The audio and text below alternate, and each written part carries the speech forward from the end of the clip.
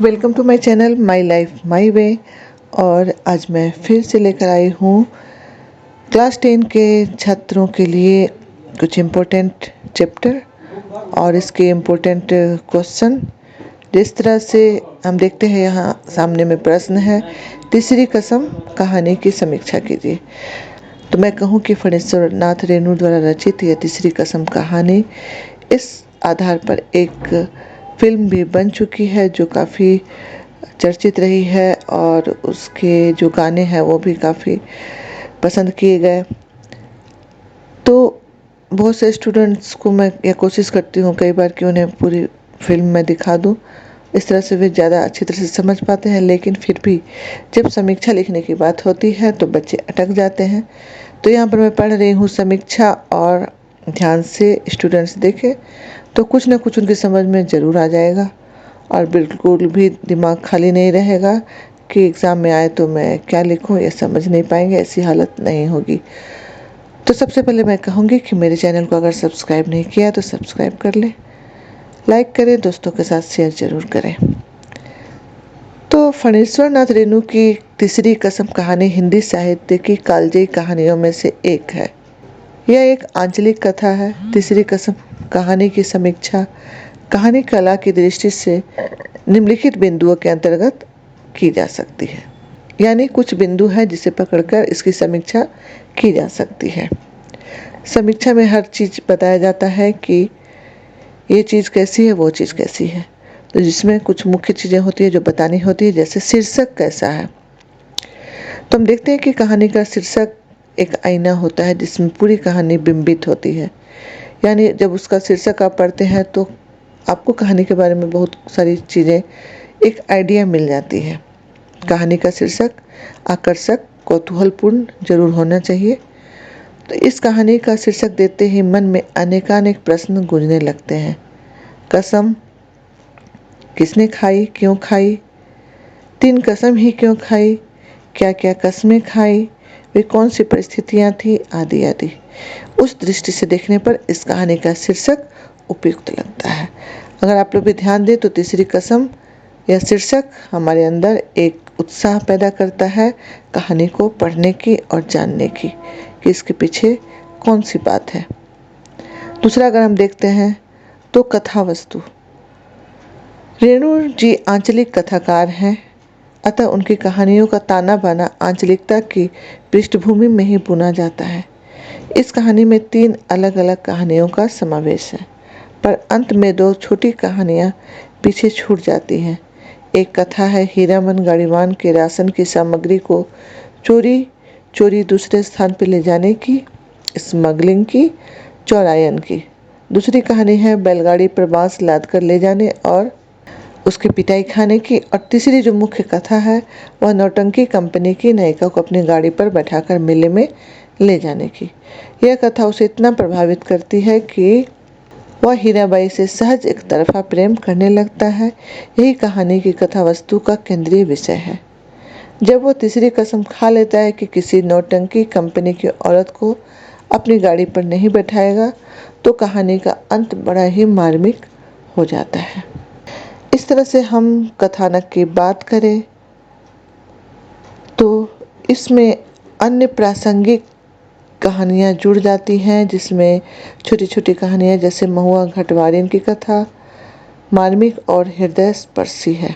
इस प्रकार 3 अलग अलग लघु कथाओं का समावेश मूल कथा में इस प्रकार हो जाता है कि पाठक के मानस पटल पर अमिट छाप छोड़ने में यह सफल हो जाता है। नौटंकी की हीरा भाई को रेलगाड़ी पर बैठा देख हीरामन इतना उदास हो जाता है कि वह अपने बैलों को दुआसी मारते हुए बिना रेलगाड़ी के प्रस्थान किए ही चल देता है। हीरामन की मौन व्यथा अजी हाँ मारे गए गुलफाम गाने के रूप में प्रकट होती है। अब हम देखते हैं दूसरे बिंदु को। तीसरे बिंदु को देखते हैं असल में पात्र एवं चरित्र चित्रण। तो इस कहानी में पात्रों का जमघट है, यानी बहुत सारे पात्र हैं, पर उस भीड़ में गाड़ीवान हीरामन और मथुरा नौटंकी में लैला की भूमिका का निर्वाह करने वाली हीराबाई की केंद्रीय भूमिका रही है। अन्य पात्रों में महुआ घटवारिन, हीरामन की मित्र मंडली आदि है। इस कहानी में हीरामन के भोले मन की निश्चलता देखते ही बनती है। हीराबाई के अप्रतिम सौंदर्य के मुंह में फंसे हीरामन एवं उसके अन्य गाड़ीवान साथियों की निश्चलता भी दर्शनीय है। हीराबाई की सादगी एवं ग्रामीण बहुरियों की लज्जा संस्कार देखने योग्य है। हीराबाई की नदी में जाकर मुंह हाथ धोने की अदा पर कोई भी मुग्ध हुए बिना नहीं रह सकता। यानी इस कहानी में पात्र और उनका जो चरित्र चित्रण किया गया है वह आकर्षित करने वाला है। कथोपकथन की बात करें तो तीसरी कसम कहानी के संवाद शैली बड़ी ही ठोस, प्रभावोत्पादक एवं कथा को अग्रसर करने में सहायक सिद्ध हुई। कथोपकथन अगर आप जाने तो यह होता है संवाद, यानी आपसे जब बातचीत करते हैं दो पात्र तो वह कितना अपनी बातों को साबित सिद्ध करने में लेखक सफल हुआ है यह जाहिर करती है। तो यहाँ पर कुछ उनके कथन दिए गए हैं, जैसे उठिए नींद तोड़िए, 2 मुट्ठी जलपान कर लीजिए, या फिर इतनी सी चीज़ें कहाँ से ले आए, या फिर इस गांव का दही बड़ा नामी है, या पहले पीछे क्या तुम भी बैठो, आदि आदि। इस प्रकार कथोपकथन यानी संवाद की दृष्टि से तीसरी कसम कहानी आदि से अंत तक पाठकों के अंदर उत्सुकता एवं जिज्ञासा भाव प्रकट करने में सहायक है। अब इसकी भाषा शैली देख लेते हैं।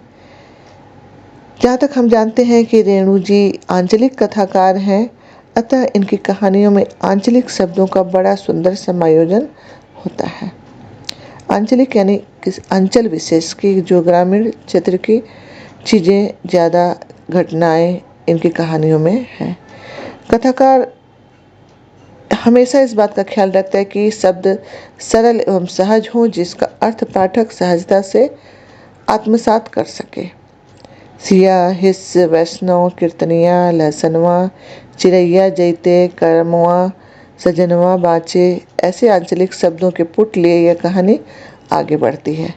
भाषा सहज है, सरल है, सपाट एवं बोधगम्य है। बोधगम्य का अर्थ होता है जो आसानी से समझ में आ जाए। वर्णनात्मक शैली में गीत प्रगीत का सहारा ले कहानी आगे बढ़ती जाती है।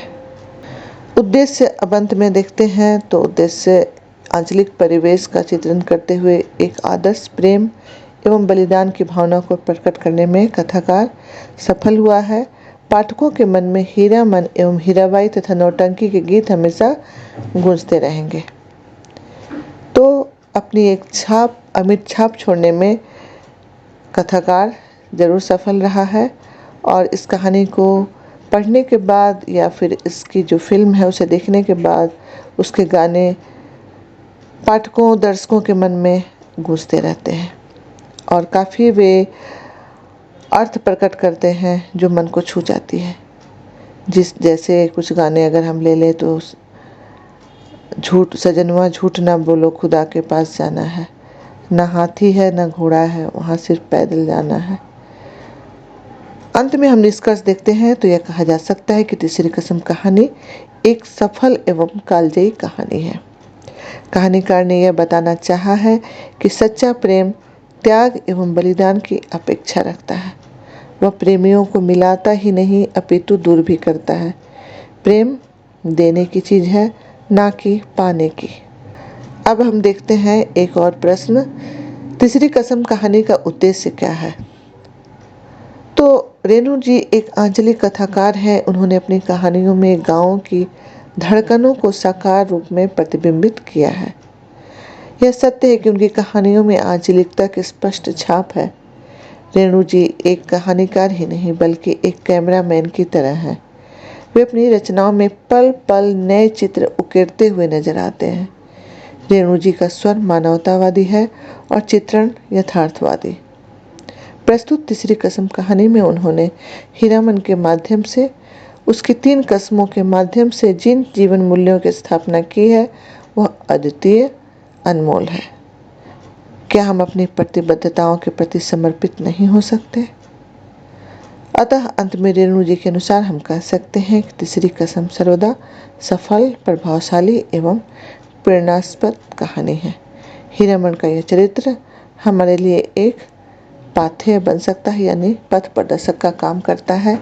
एक मिसाल की तरह है जो अपने प्रेम का त्याग करता है और वह पाने के लिए ललायित नहीं रहता अपने प्रेम को। तो यह थी कहानी का उद्देश्य और मैंने समीक्षा भी पढ़ी।